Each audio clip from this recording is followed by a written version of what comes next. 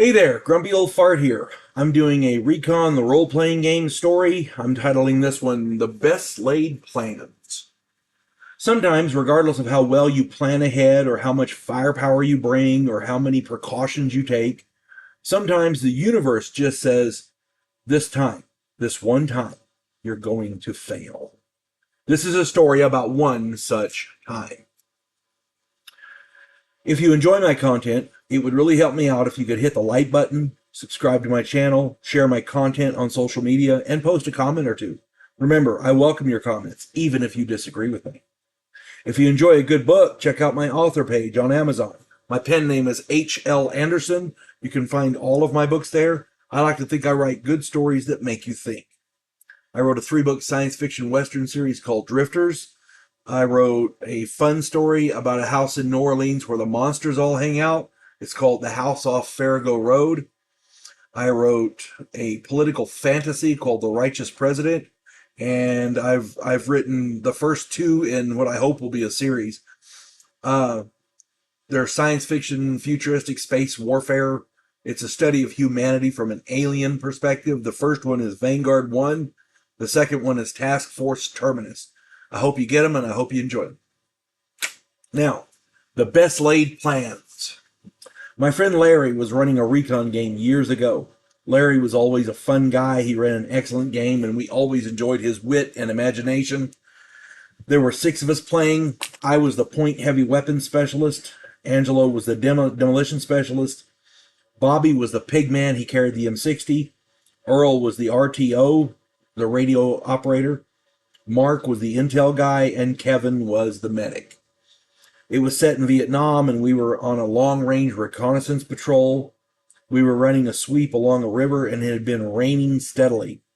We were on our 3rd day and about to head back when I spotted 2 VC heading into a bamboo grove. Small amount of scouting revealed a bunker set up right near the river. They had 2 heavy machine guns, a mortar, and about a dozen men. From this position, they controlled the river and could hit anything moving along it. It was a death trap for any boat moving up and down the river. Mark was the ranking man, and after we radioed it in, he figured that with surprise, we could take it out. I scouted the surroundings and found a trail heading out from the bunker to the west. They'd been using that trail to move in and out of the area. I set up a claymore on that trail and returned to the group.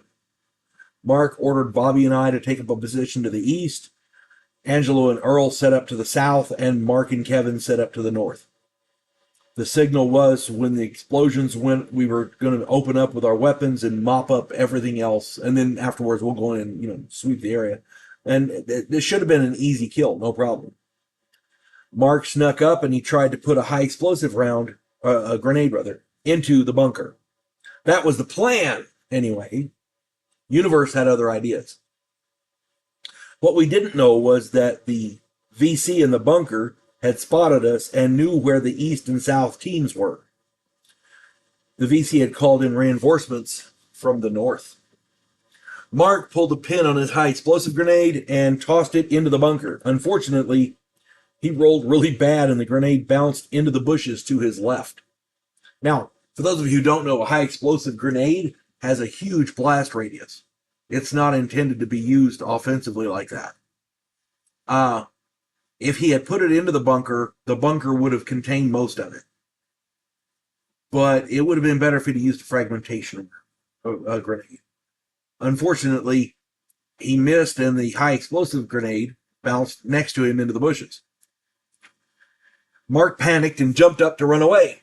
The machine gun nest mowed him down. The grenade went off and took out a bunch of the foliage, but didn't hurt anybody. Mark was already dead. The other machine gun sliced up the southern team. Both of them died.